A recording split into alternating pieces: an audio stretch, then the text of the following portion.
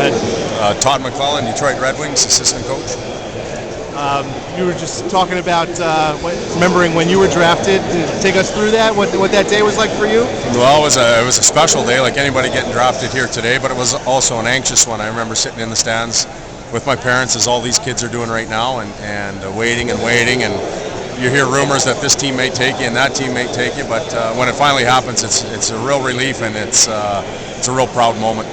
Did you get more sleep the night before as a player or as a coach going into this thing? Well, certainly as a coach. As a coaching staff, we don't have a whole lot to do with it.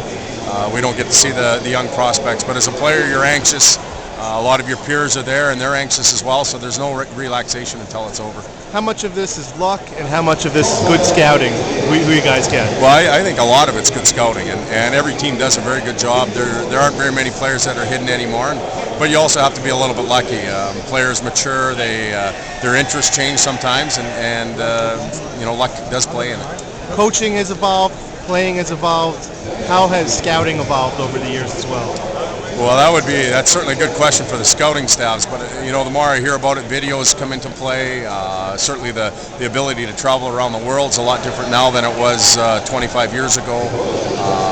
And I'm sure funds also come into play. Teams probably have bigger budgets for scouting, and with the new CBA, you really have to grow your team through the draft, and I think a lot of teams realize that.